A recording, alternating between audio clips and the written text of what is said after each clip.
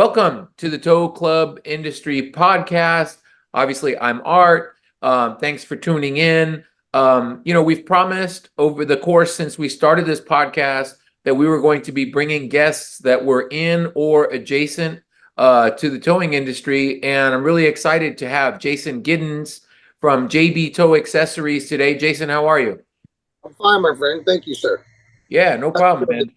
Yeah, I was, up until the point where we kind of had you booked, I was obviously taking a really good look at some of the things that you provide. So for those of you who don't know, JB Tow Accessories, they make and manufacture tools for the towing industry, various tools, attachment tools, lockout tools, tow truck accessories, things that are going to be very helpful to those of you in the towing industry. I did have some questions for you.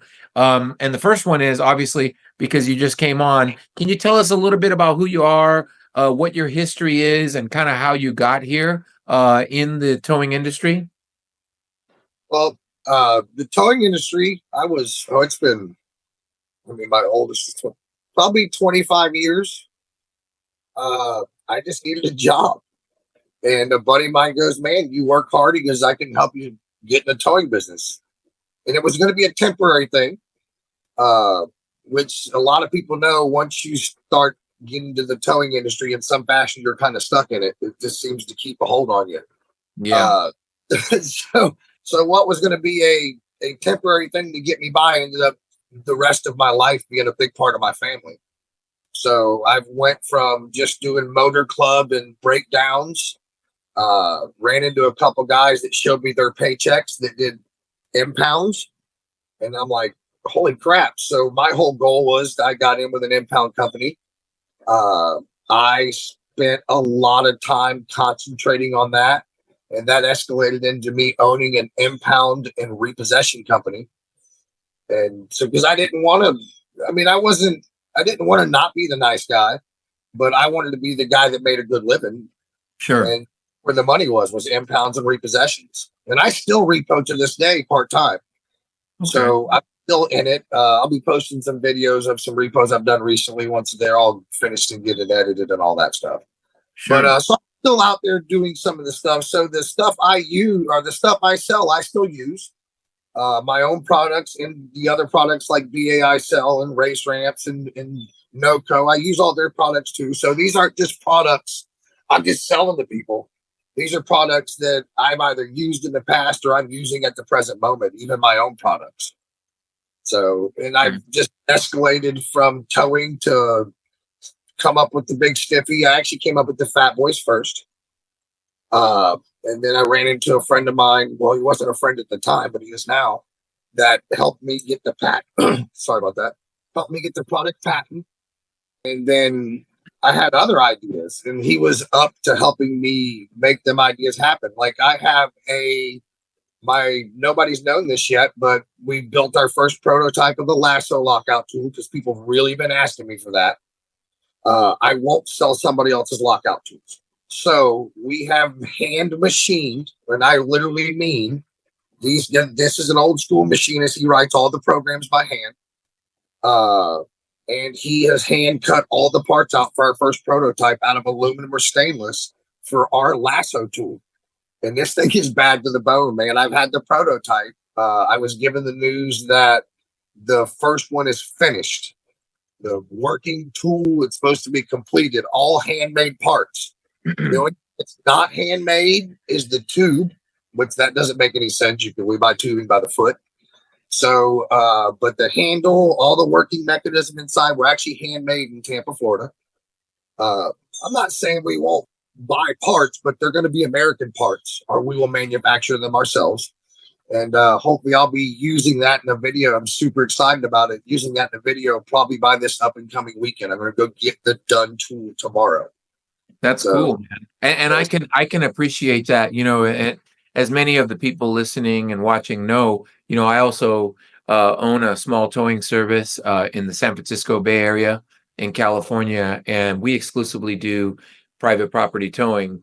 One of the things that I want to remind our audience about is is that, it really does take industry knowledge.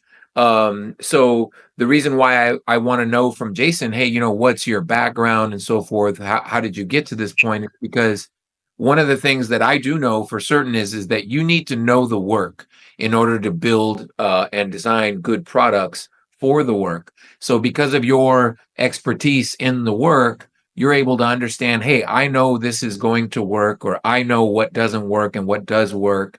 And I like the fact that your emphasis is on US made products, because we all know we want to keep our manufacturing in this industry in house, if at all possible. So that's good to hear, Jason. I really appreciate that. Well, thank you. I mean, we're forced to sell stuff that comes from overseas. We don't have a choice. Sure. But as much stuff as we can, we try to sell an American product. So, and we're just a small company. It's me, my wife, my daughter, my cousin helps out, and my partner Brandon. Nice.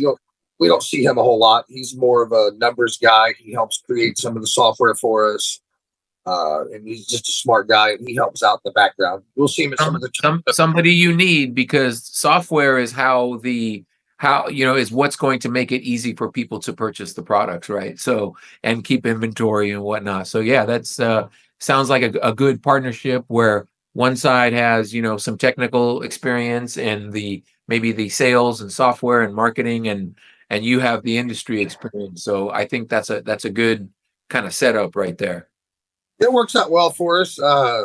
He's just good at numbers, so he keeps what we sell and don't sell, how much of what to make and what colors of what to make.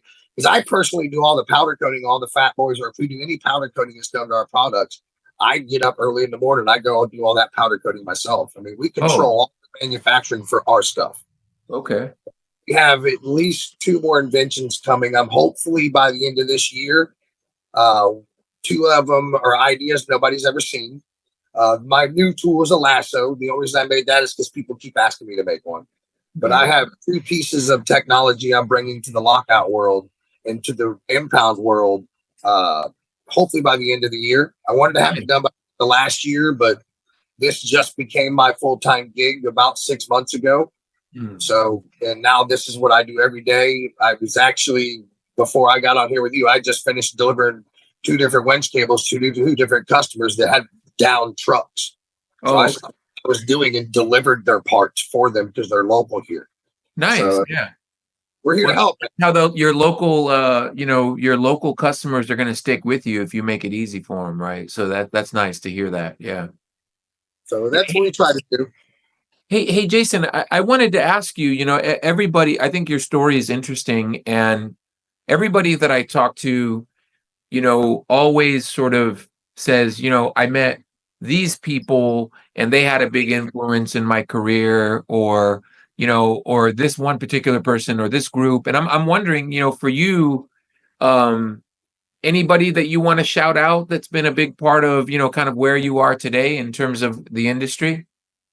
Believe it or not, now to help me to where I'm at least where with my company, so to speak, would be my fellow influencers, believe it or not, and just the people that buy my product. You notice I do a lot of videos with my customers. Yeah.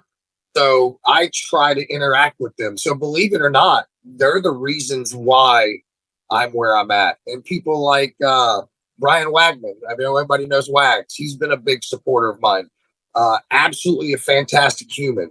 And his name was Brian, you said? Brian Wagman, Wags the tow truck. Okay. Is he the guy? I think he promotes you'll have to forgive me, I don't know him off the top of my head, but is he the gentleman that promotes towing insurance? He wears like a green outfit. Yeah, am I right? Is that the guy? Okay, all right. Okay, I just wanted to make sure. Yeah, he's one of my friends. Me and him, and every time we go to a tow show, him and my wife, we all hang out together, go do dinner.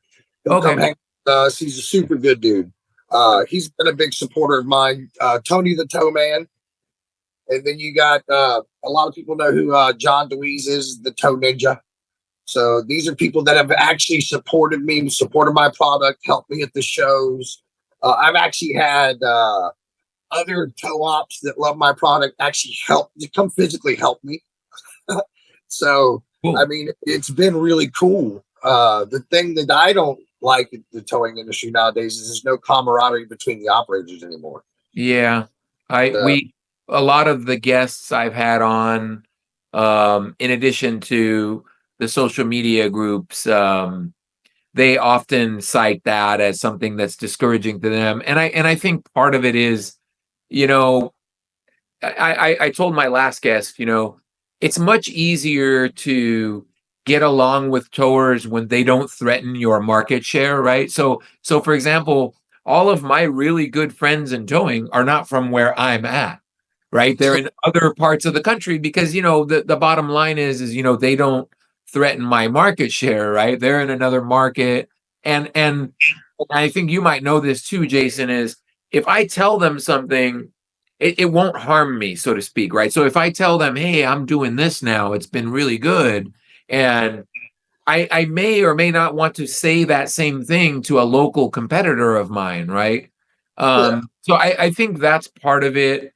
And by the way, I did want to add, you can add Tow Club to your list of supporters because one thing about Tow Club is, we're all about the towing industry, meaning if you're in or around towing, you're adjacent, you're supplying products, technology, equipment. Tow Club is going to be wanting to back you guys. We want to see US based businesses, small, medium, and large, do well in the industry. So you can add Tow Club to your list of supporters. No doubt about that. I've like I said, I've watched what you're doing from afar. Many of the guests we've had on are either just starting out or smaller or a family business. So that's what it's all about. That's how I started. And that's going to continue to be our emphasis. And we're providing software to small and larger towing companies. So, for us, it's not just about the dollar or the potential dollar. We want to be able to provide service and software to small to big. So, I'm glad to hear that. I wanted to ask, because you brought up camaraderie, and something that I pretty much ask all guests is, you know, what is your opinion? Obviously, the industry in some respects is growing and changing, and we're starting to see probably later than I'm comfortable with because I'm all about technology. Tow Club, our our our product, the product we sell is software, and I'm always honest with the listeners. It hasn't been an easy road selling software to the towing industry because some of what we bring to the table is far ahead and not familiar to what towers are sort of comfortable with or used to seeing in the industry. So my question is like, you see the growth, you see the change. Um, what is your opinion on it? And do you think towing? Do you see like consolidation coming in towing? Like, what do you see, like over the next 5 years, let's say? what I've noticed by going around and because I go out in my vehicle and I go from towing company to towing company and actually meet the people that buy my products, at least here locally. I drive as far as 3 hours from my home base. I will deliver product to people all over the state of Florida. And we're going to start, I want to start offering that around the country. So I get to meet the people. And what I've noticed, and I don't know why yet, these big companies that have plenty of work and decent trucks. I was at one over the other coast. He has 3 drivers, and there's like 14 trucks sitting in his yard. The lady behind the desk grabbed a high vis vest, a hard hat, and off a flatbed wrecker rolled out of the parking lot and stopped answering the phone. And I sell these guys parts or accessories. So he can't slow down long enough to give me his order. He just keeps getting into a different truck. This is the actual owner of this company, into a different truck until I'm like, he goes, dude, I'll stop. And she messaged me today. By the end of the week, we'll know what we need. And it's because they're probably running out of trucks to jump into because there's nobody to drive them. I see. And then I seen Tony the tow man. He's posting that all he's seen is people hiring. So where are our tow operators? I remember when when I first got my job in, it wasn't easy. Most of these guys worked where they were at for a long time. I mean, this was 30 years ago almost. 26 almost years ago. So it was a different industry. Now everybody's hiring. Nobody has any drivers. I meet all these guys at towing companies, all these pretty trucks sitting in yards. And I'm like, what's up? Because I got nobody to put in them. If I do, they don't know what they're doing and they tear crap up. So where are all the operators going? You hear people complaining about work, but you don't see any asses in the seats. I mean, look, they're going somewhere, and they're not coming to the towing industry. So, I'll share my opinion. I mean, when you see this, and by the way, we see the same thing here on the West Coast. I mean, just for what it's worth, I don't think this is a Florida issue, right? This is nationwide. And so when you see that, I think the question to ask is, hey, where are they going to work? And I'm just going to use this nominal, like, hourly figure. So in my area where we're at, I don't know this to be exact, but the general wage is like $25 to $30 an hour for a light duty, like, record driver. And when you look at it that way and you say, okay, I just saw a sign, we have a burger chain on the West Coast. I'm sure you've heard of it, In-N-Out Burger. Yeah. And I just saw on my way to work this morning, they're hiring and they're paying $23 an hour. Like, that was the thing on their ad. So I thought about it and I said, okay, I'll put myself in the shoes of like a 23-year-old kid who's like, wants to work. And then he sees, okay, I can make $23 an hour there at In-N-Out, or I can make, let's say, $26 an hour, driving a light duty wrecker. And you look at it and you say, okay, most people say, well, I want to make more money, so I'll go drive the tow truck. But I wonder if most people think like you and I, right? Like, I wonder if these people are saying, yeah, $3 an hour, that seems like a lot of hard work out in the elements, and I'll just go flip burgers or whatever. And so I mean, I'm using that as an anecdote, Jason. I'm not saying that those are the only options available, but I don't know what the industry can do about that other than maybe provide better working conditions or obviously, and I don't know how it is in Florida, but on the West Coast, our rates are regulated. So, I mean, we can't just charge whatever we want, which means what we can afford to pay is also limited, right? Like, we have a limited amount that we can afford to pay, just like any other business. And so I wonder where our prospective hires are going. I wonder if, sometimes I talk to towers like in the Midwest and they say, I talked to a tower a few days ago about software, and he asked me some questions about the product, and he says, well, I work my guys. I'm trying to describe his schedule, and I thought about it. I think he said they work Monday through Friday during the day, and then every other weekend they work the weekend. They take the truck home, and they're like kind of like on call. And I thought about it, and I didn't tell him anything, but I thought about it. I says, that doesn't sound like a very good deal. You know what I mean? Like, that sounds like a lot of commitment in your personal life. And the thing is it used to be that way on the West Coast 20 years ago. Like, so I don't know if this is just like he was in kind of more of a rural area. So I don't know if it's a product of that, but I've always told towers, and by the way, Jason, I get a lot of flack for this. I say, make the job more attractive. Not to say I haven't had issues hiring guys, because I have. We're always hiring, seemingly. But I wonder if, as I start to see some of the younger guys, Jason, get involved in the industry, maybe they're taking over their dad's business. I get calls from like legacy owners, it's the son. Well, my dad did it this way forever, but I'm looking at software, and they want to talk to us to see if we can help them with a solution.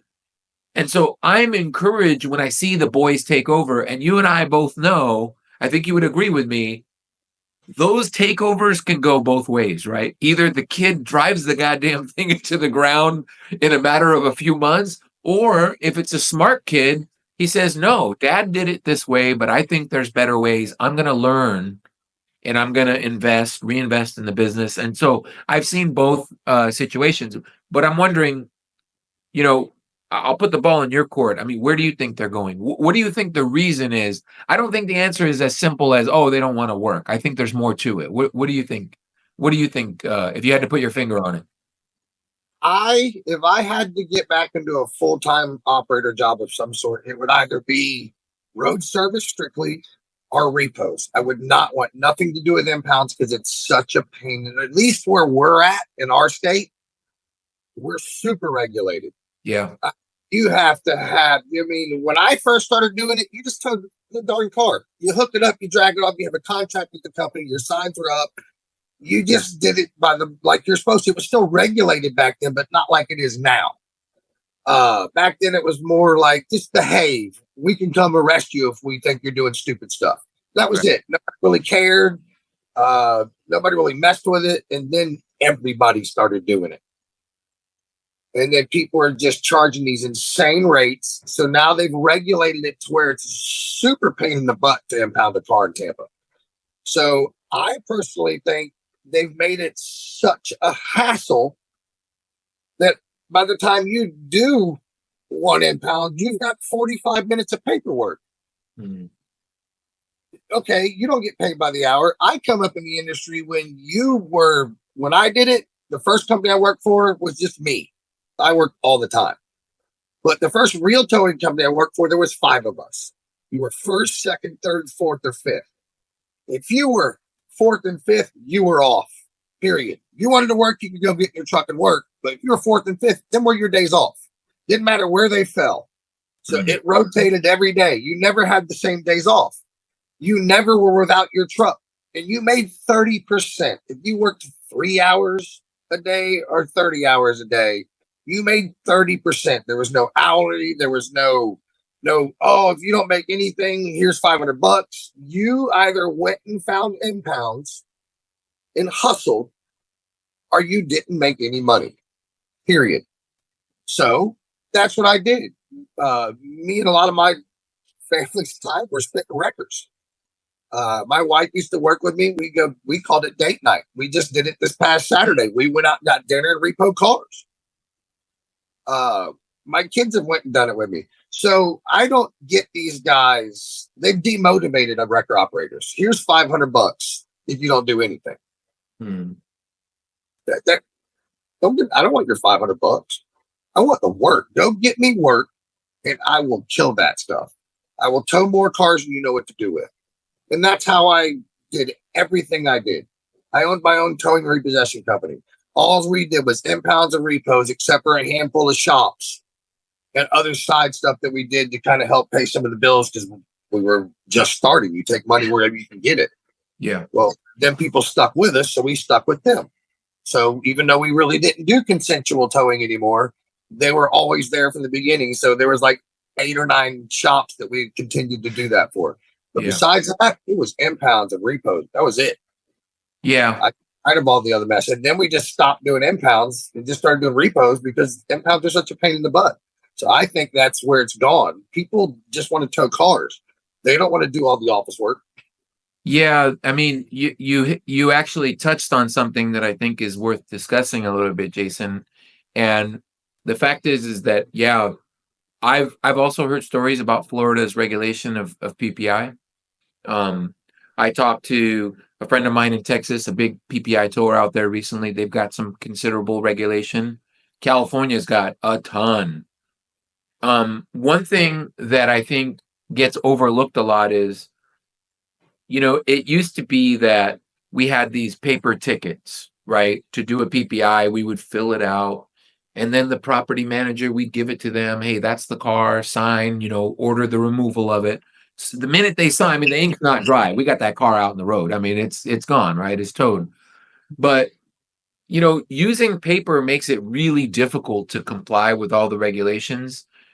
And the towers that do PPI that use Tow Club, me being one of them, Tow Club worked really hard to create a paperless solution for PPI. So we don't as far as a PPI tow goes, or any other tow for that matter, there is no paper. I mean, it's a smartphone in the driver's hand. It's got the Tow Club app. All of the information in the Tow Club app is preloaded by the, administrators at the towing company, whether it's the accounts or rules or, whatever. And our app allows the property manager to download it and actually request the tow. So property managers love the Tow Club app. We don't obviously charge them. The towing company pays us, software as a service. They pay for it, and then they give rights to their property manager to give them their password and log in and whatnot. And so we've been able to navigate around a lot of the regulation and build the compliance of those regulations within the app. We were able to do it with California. Our team is pretty confident, Jason. They believe that they can do it. And our team believes that, hey, complying with California makes it pretty easy to comply with everything else. Because the notion is, and I'm sure you've heard this, California's got these ridiculous policies and people aren't necessarily wrong about that. Some of them are ridiculous. But nevertheless, we've been able to meet them. And so we feel confident that we can do that. But getting back to the driver issue, do you think the regulations have made it hard to train drivers as well? Like just, because obviously if it gets complicated, your staff has to learn it. I think it's chased some people off. Like I said, I think the regulations in itself, the amount of stuff you have to go through to legitimately impound a vehicle is chased more off than anything. Because a lot of people, even me at 51 years old, I've learned how to use apps. And I hate email more than anything else, but I still do it. But I don't think that could stop them. I think that, at least in Florida, the regulations are pretty tough. You have to take pictures before, during, and after almost. Then you have to be documented, and you have to, if the tag isn't renewed and you don't know that it's renewed online, you have to give that car back because you didn't go into the database to see if they renewed it online. So you got guys working for free because some of these small companies can't pay you for an impound they didn't get paid for it. So you're reverting back to this crappy salary, which most of us, I don't want. I want to tow way more cars than that. So I'm living off my commission because that's how I came up in it. And so it's really cutting into your time hustling the cars back and forth. So, you're hunting cars sometimes. So now you got to, when you finally get one, you got to add 45 minutes of BS on your phone or downloading pictures. All the apps not working right now. So, no, I would rather fill a ticket out, leave it with the car and go get another one. Got it. And move on. I'm not doing all that other mumbo jumbo. Do you think I'm gonna set you up with a demo? Obviously not right now, but I'll set you up with a demo so you can kind of experience a real-time PPI with the Tow Club app. I honestly, without tooting my own horn, and to be completely honest, I didn't build this. My role in Tow Club is to be an industry steward and ambassador to Tow Club to make sure that the people that are putting this product together are doing it with people like you and me in mind, right? Because I'm not a huge fan of everything on the phone and everything email. I still like to call people, and talk to them. And sometimes I find more value in that than I do in sending an email. But I definitely do want to give you a demo one day, just not to try to sell it to you, but just so you can see it and so that you can assess it for yourself and say, hey, that might work, or maybe not. So I would love to do that if you would give me a couple minutes in the future. Sure, we can't do that. And I came up in the PPI business in Tampa. So yeah. I used to do nothing but we live close to USF, or I did. I don't live close to USF anymore, but we worked right around the corner. It was nothing to pull 5 to 15 cars myself in an evening. Wow. That was the average night with a self loader. We used to do impounds in a 4-car. Wow. Just load them, get the self loaders, go load up the 4 cars, and then yeah. No, you weren't allowed to. I'd run around in a pickup truck. You couldn't leave the property with the vehicle. Once you loaded it, that was it. That's considered stinking, and that's criminal. Yeah. Yeah. That's So stupid. we used to pull them out with the self loaders for the flatbeds. I would literally pull them. This was years ago before they got this crazy on us. This is another reason why I don't do it.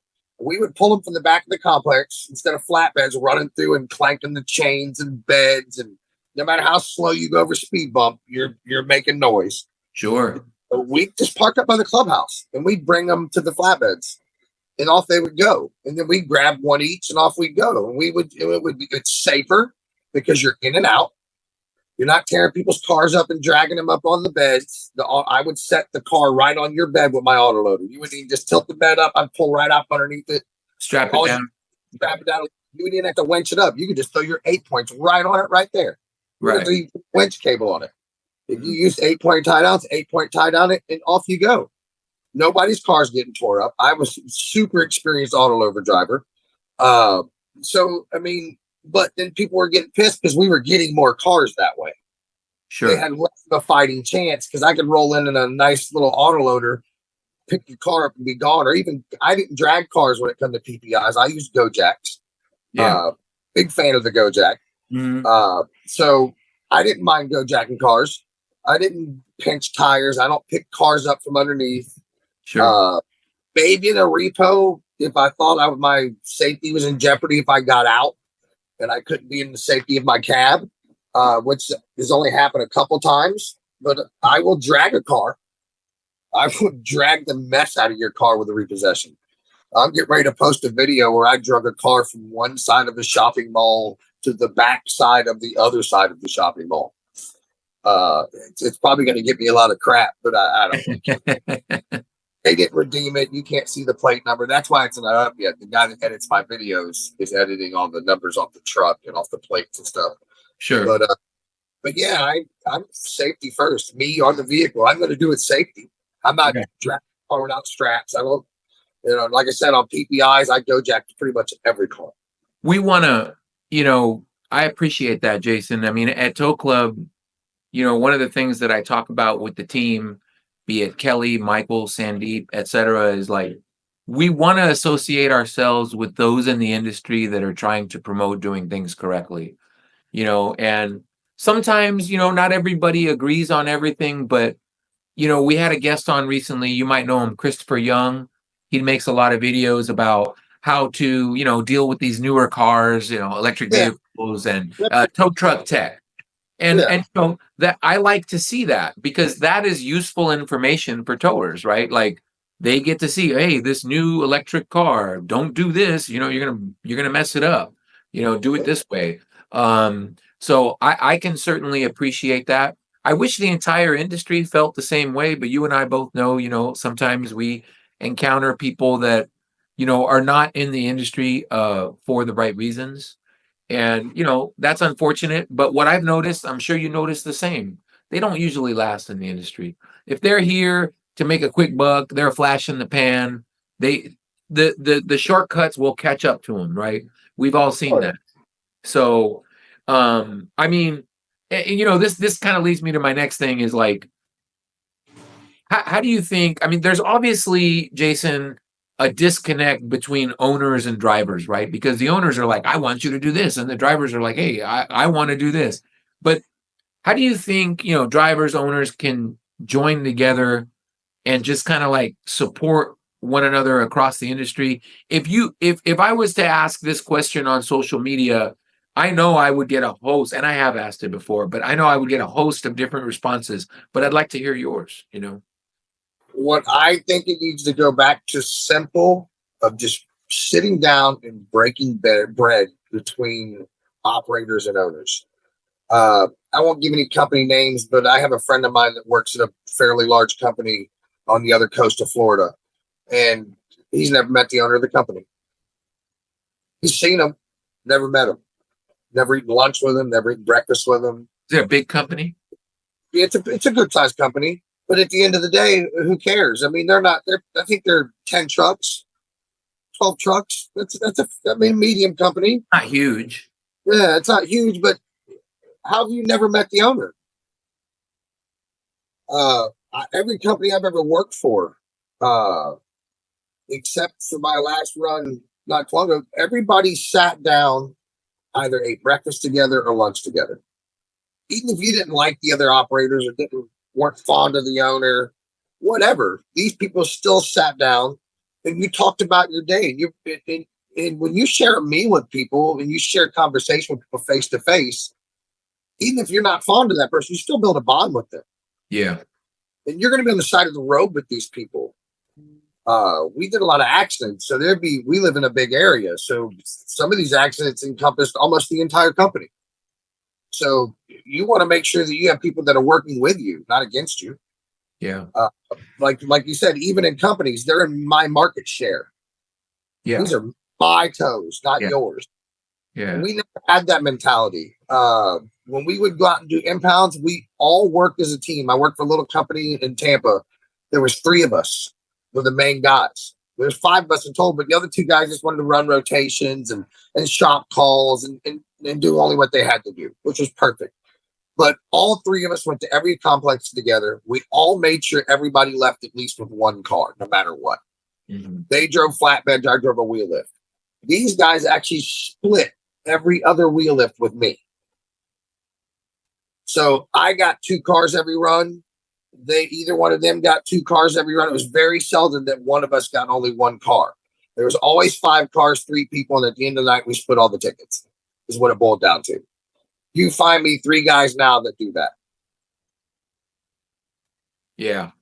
No, I don't disagree. And, being an owner of a small towing company, it resonates when you say, the guy works there and he hasn't met the owner. In fact, if I'm being completely honest, it does make me feel a tiny bit guilty because I wish I knew my guys a little bit better. But we have 2 different shifts. I work during the day. Some of these guys work at night. You don't get to meet them and spend as much time with them as you want to. However, I've noticed that it does make a difference as an owner, taking an extra moment to greet one of your guys, to ask them some questions. How are you doing? How is everything at home? I mean, as much as I like to say we're going to keep everything here business, there's still a human side to running a business. There is still a human side and a human need to develop a professional relationship with your staff. Sometimes that involves, asking them how they're doing, asking them about their home life, listening to them when they say, "Hey man, I've got a problem. Can you help me out? Maybe you can do something for them to help them." So, yeah, I wish more people in the industry took a better interest in their staff. I agree with you. We recently hired a couple of guys that worked at a local competitor, and one of the guys that we hired, he said something to me that really resonated. He said, "I worked there for 5 years, and 3 times I was denied a raise in 5 years." And I thought to myself, I says, if the guy lasted there 5 years, chances are he probably deserved a raise, so and obviously, it's how he ended up working for me. And it's not my business to go tell a competitor what to do with his staff, but it does make me wonder. We talked about nobody wants to work in the industry. They're going somewhere, and where they're going is where they're treated well. Let's be honest, right? So, that has to account for something. I think it's going to be tough, Jason. I used to be a part of the State Towing Association in California. And one of the things that I noticed was, we're in a room and this is, the towing owners that represent the State Towing Association, right? And one of the things that I noticed is that when you're in that room, and California is a big state, right? So some of these guys were hundreds of miles away. They're not competitors at all. And one of the things I noticed was the closer they were to my market, the less they wanted to get along with me, and it's just something I noticed, and with each other. I mean, it wasn't about a me thing. So I think that there's always going to be that obstacle among tow owners. And I think that there's always going to be reluctance on tow owners sharing certain information with tow drivers, right? There's always going to be that. But I don't know. I mean, I asked you that question, and I think your response was the way it should be. Um, I think it's going to be kind of tough to get there. I think a lot of towers owners, they feel like they're on an island, and they feel like, they don't want to reach out to people that are near them. I get towing owners calling me saying, "Hey," because they know that I only do private impounds. Hey, and most of the people in my market don't specialize in PPI. I'm me and one other company are the only ones that specialize in it. All we do.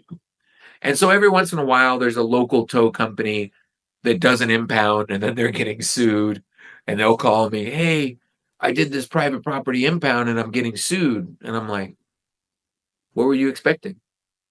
You're going to just tow somebody's car and they're not going to challenge you. So, my advice to them is all the same. Find an attorney that you're comfortable with. They'll explain to you what you should and shouldn't be doing as it relates to private property towing. They don't always take well to that answer. They think I'm gaslighting them or I'm reluctant. But it's like I'm not giving you legal advice, man. I'm not a lawyer. I mean, I'm telling you, I'm giving you advice because that's what I do. I'm the one that I'll hire the attorney and I'll say, here's how we do things. Oh, don't do this, don't do that. Do it this way, do it this way. And then that's what I'm going to be doing because in court, that person is going to represent me, right? So I think it's tough, and I think that you know my personal concern to piggyback a little bit on what we talked about the future of the industry is my personal concern is that the industry won't automate in time. Automate meaning use technology to get quicker, better, faster, share information better. And we will face a lot of consolidation, meaning these large national tow outfits, they're going to start buying up smaller towers at a faster pace. And I don't think that's good for the industry at all. That's my opinion. But I do see that happening because I'm talking to towers who are asking me, well, what do you do for this or what do you do for that? And they're talking to me, to Tow Club. So I'm the person that talks to them when they have a question about, whether or not the product can meet their needs. And I'll ask them questions and they'll give me responses. And I'll be honest with you, Jason, sometimes I'm horrified at their response. And meaning that uh, they don't have a plan to solve the common problems in towing. And what they're not realizing is that if you use, let's say, any towing software, most of them will help them with the things that they're asking me. Most of them come baked with solutions for some of the problems they're running into. But oftentimes there's either an insistence that they want to keep it on paper because they believe that it's simpler. And I think in some respects it is because, we talked about this a little earlier, but oftentimes what they're missing is that these problems that you're having as a result of using paper can be solved by the app, providing this information up front. And obviously that doesn't apply everywhere. Not every state has the same rules or laws, but in some respects, that is my worry. My worry is that the industry will get passed by large national companies and a lot of smaller operators will get kind of caught in this cycle of consolidation. And that's my worry. And what I think a lot of towers don't understand is these large national towing chains, they're using software because they need the software to manage the 20, 30, 40 locations they have, right? That's how you can do it is by using a central software system to manage it. Not to say that there's no problems associated with that, because I think there certainly is, but that's my concern. I did want to circle back to your company. And so JB Tow Accessories, what does the future look like for JB Tow Accessories? What is your growth plan? What do you have some goals that you want to get to in the next couple of years? Well, we actually have a ginormous website coming to market soon. You'll Nice. just be able to go click and order, just that simple. But you're going to be able to do it with our customer service that I will always offer, personal customer service, not automated voicemails, Sure. not some outsourced. People can call you. You can call me. The number that you see online rings to my phone. The only Nice. reason I heard it because I turned the ringer off. So when you call, you're going to get me, and Right. and at some point you're going to always get somebody that's related to me, probably Yeah. somebody that has a personal connection. So this year we're going to do a few more tow shows, but next year I'm going to attempt to do every tow show. We're going to travel around to some of our customers, even if they're out of state. I'm still going to come meet people. Like I said, I travel 2 to 4 hours from my base now just to meet customers, which people really dig that. So we're going to bring the personal door-to-door sales mentality, not just a delivery person. I mean, even when I still own this company and there's other people doing it, you'll still occasionally see me. I can only go to so many places at so many different times, but I will always still be the ambassador of our brand. I look forward to seeing you at those tow shows, man, because we've got a calendar this year too. We will be at the Baltimore show. I'll have to check with my team to see what else is on the calendar, but I'll definitely see you in Baltimore if you plan on being there. Okay, because this is something that we're taking on. You know what the Tow Life T-shirt brand is? Tow Life 24/7. You Yeah. ever seen that? Okay, we're getting ready to take that over. Oh, okay. Nice. So the people that own that are basically letting us sell the product for them because of I'm a marketing person. I'm always obviously doing videos and stuff like that, and I go to more tow shows than they do. And next year I'm going to go to way more tow shows. So we've actually got our biggest booth yet in Baltimore. We're doing a 20 by 20 right Nice. there in the heart of all the stuff. So Nice. we're going to have Tow Life 24/7 t-shirt line. We're going to have BA products. We'll have Race Ramp products. We'll have NOCOs. We'll have all the Fat Boys and Stiffy. I'm actually driving and bringing our big trailer that we keep everything in when we move, when we do stuff. I have a trailer. I have a van. People think we don't, everybody's he doesn't have a brick and mortar. He's just out hustling. I started hustling parts out of a Pontiac Vibe. Nice. Bro, I had stuff hanging out the hatch. and I'm getting people calling BA products going, oh, he doesn't have a brick and mortar. Y'all have to stop him from selling parts. Well, it's pretty bad when me and my cousin in a Pontiac Vibe are out pissing off big companies and they're all fired up and trying to get me shut down. Just me and my cousins out on the road in a $2,500 car. Now I'm in a big Nissan MV 2500 high top. We're designing a wrap for it. And when you ask about the future of the company, I want to put vans in any big city. I want to put a location where you can go get parts at, and you can have a van that will deliver stuff to your location within reason. I'm a little crazier than most. I'll get up at 4 in the morning and 3:30, 4 in the morning, and drive halfway across the state and be at my first towing company by 8 a.m. and just start trying to build a customer base and then build a route and see how it works in that town. So, I mean, we're testing the waters. We're going to bring personal service back to this type of industry. It's not all going to be online. And it's not going to be easy. I mean, I obviously, nothing is easy. And it's gonna take you getting up early. It's gonna take you staying up late, and my software development team knows a thing or two about that. These guys, I mean, they work really hard. So, hey, Jason, I have taken so much of your time. I really appreciate this conversation.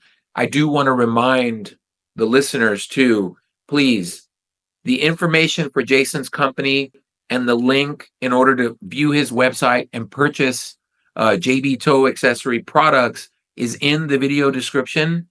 I want to urge the listeners to support the guests on this podcast we've selected these guests carefully.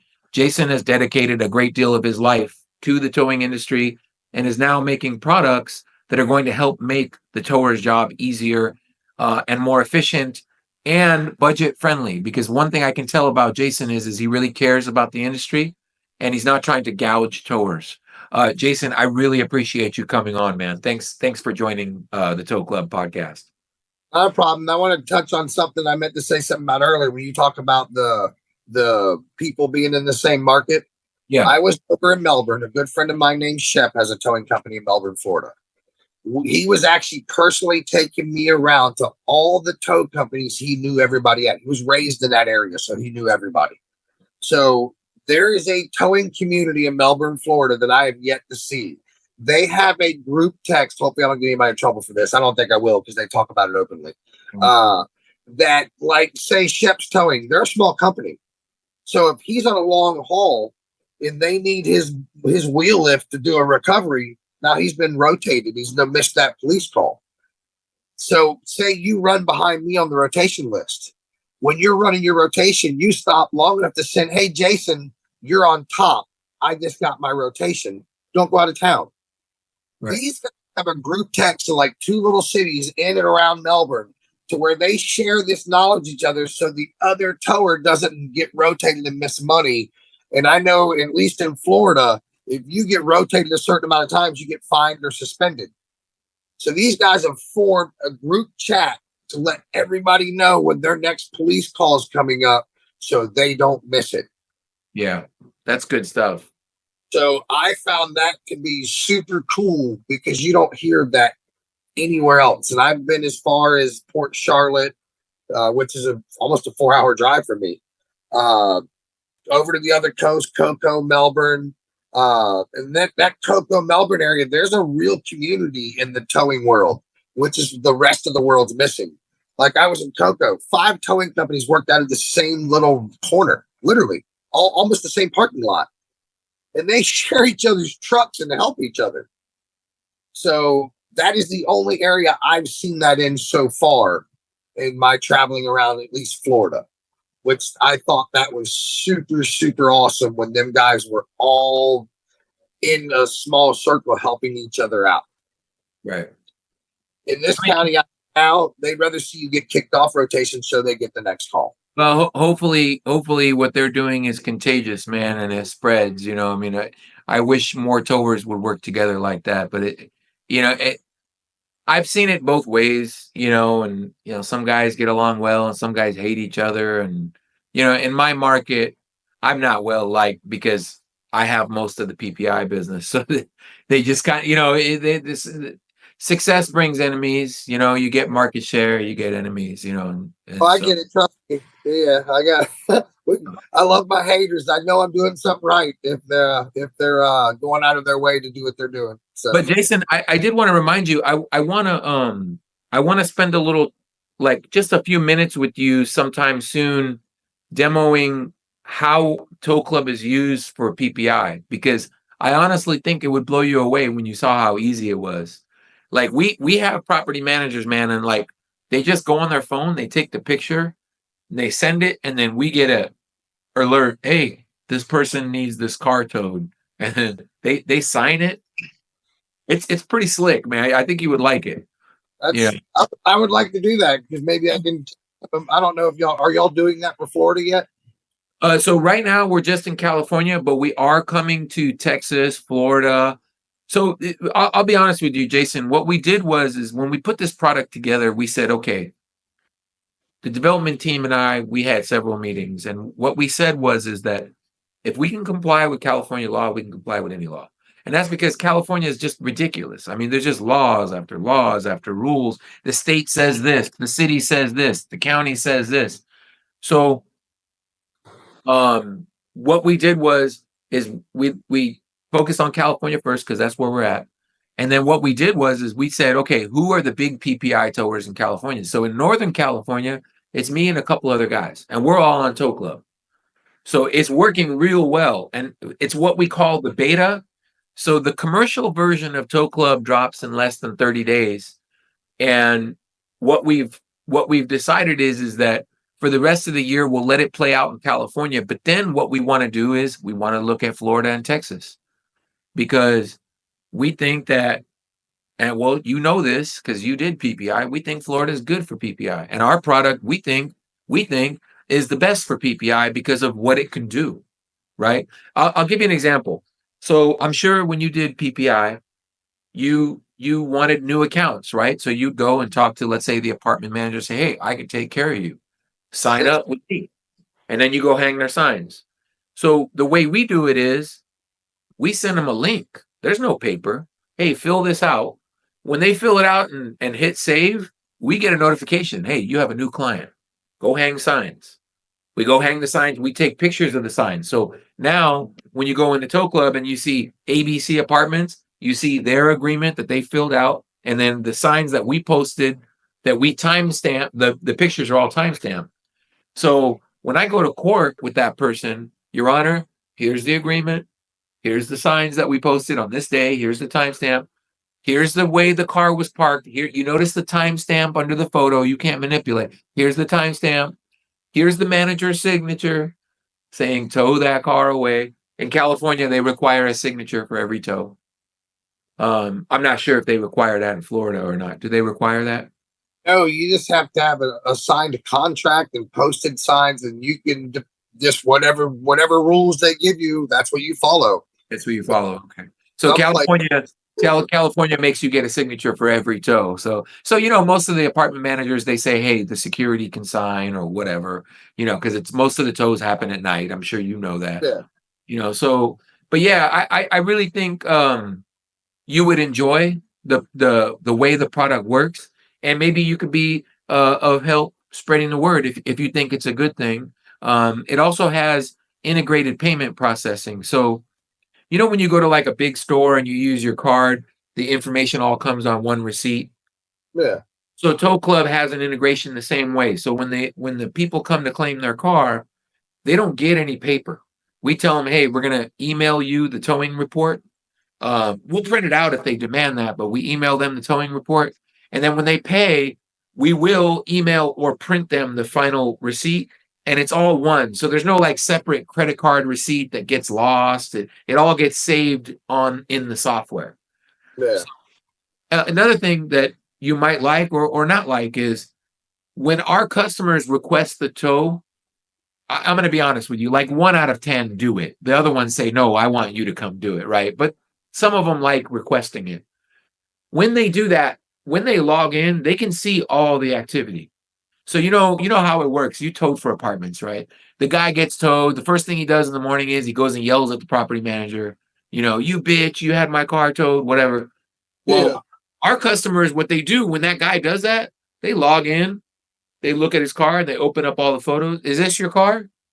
This is how you were parked. This is why you were towed. Because they lie, right? I wasn't parked like that. I wasn't, you know what I mean? So it's set up well to defend the towing company's practices. We built this product with that in mind, right? So yeah, over the next few weeks, I'll shoot you a message or something, and we'll jump on a call, and I'll demo it to you, and you tell me what you think. Florida would be a big market for that, buddy. That's what we think. When I was PPIing, every morning, somebody where I worked had to get up in the morning and email every manager every car that was towed with every picture of every car towed. So when they showed up, you go like, oh, what kind of car? A red Nissan Sentra. Oh yeah, there you go. There's the picture of your car parked in the grass or in the fire lane, or you had no print on your car. We'd have to take a picture of the window and a picture of the parking spot where it didn't say visitor or resident or numbered park or whatever, however they marked their parking. And all that had to be documented. I did it before I went to bed every night. At every car, my manager got an email or a text message. I hate emails. I used to try to talk. I was really tight with my manager, so they would take text messages from me. That or my wife would do it all. I'd leave her an SD card back in the old days. Yeah, SD cards. We would leave them in the office, and first person there in the morning would have to upload and would know where the cars were by the tickets, and would email copies of everything to people. So I could see that being super efficient for a lot of these people nowadays. Yeah. Yeah, I'll give you the whole rundown, man. Let me get these guys squared away on the new version, and then I'll hit you up and I'll give you the rundown. And if you think it's something useful, you can tell the PPI guys in your area. And what we're doing for the first year of subscription too is we're doing an early adopter program, and we're going to do a separate early adopter program for every state, meaning that in California, like the first few dozen companies are going to get like a bunch of freebies, like, like free credit card equipment and stuff. Because remember, the processing is all through the product, right? Yeah. So, and so we're going to do the same for every other state. So as we get close, I'll hit you up. I'll say, hey, Jason, this is what we got going on. And then if you have guys that you care about, and you think that they'll benefit from the product, you tell them, and they'll be an early adopter, and they'll get a bunch of free, like 6 months free subscription or something like that, so they don't have to pay anything. Yeah, well, I have a fairly large e-commerce base. What's what I find, I don't care where the customers come from. I really don't. I mean, the customer's a customer, but out of the whole planet, so to speak, 30% of my business almost comes out of Texas. Wow. Okay. How well do you know? My out or not? I forget what they call it. Damn it. The shows you where all your what social orders are. Yeah. Yeah. I forget what they call the statistics, so to speak. Demographics. Yeah, demographics. Yes, I'll look at all that, and it's amazingly enough, probably on a low side, 18%. On a high side, almost as much as 30% comes out of the state of Texas, and it's usually 3 cities. Well, PPI is big in Texas as well. I've got a friend. You may know Tim Ward out of Texas. Do you know Tim? Yeah. Yes. Yeah. He just got hurt bad in an accident. Oh, yeah, I know. Tim's super nice guy. We were supposed to hook up with and eat together and do some stuff in Texas, but we just didn't make a chance. We just didn't get a chance to. He's a big Stiffy user. Yeah, he does a lot of PPI, and so he's had some visibility into the product over the last 2 or 3 years, and he's very interested in the product as a result of the kind of work he does, right? Which is mostly PPI. So, but Jason, thanks again for doing this, man. I really appreciate it. Expect to see an order from us for your L-arm extenders here shortly. Not a problem. And if you need anything else, straps or anything, let me know. You got it. I usually, especially if it's like bulk stuff, I can get really big discounts for people. Okay. Because we own everything. We don't have a whole bunch of. I don't do credit on anything. When I buy stuff, we buy it by the pallet. We pay for it. Right. Direct ship right to you, and if you do a decent order, there's no shipping involved. So, my personal products, all the Stiffy and Fat Boy stuff, it's always free shipping because we build everything right here. So there's no shipping from here to there. So I take care of all the shipping built into the prices. Okay, so, good, man.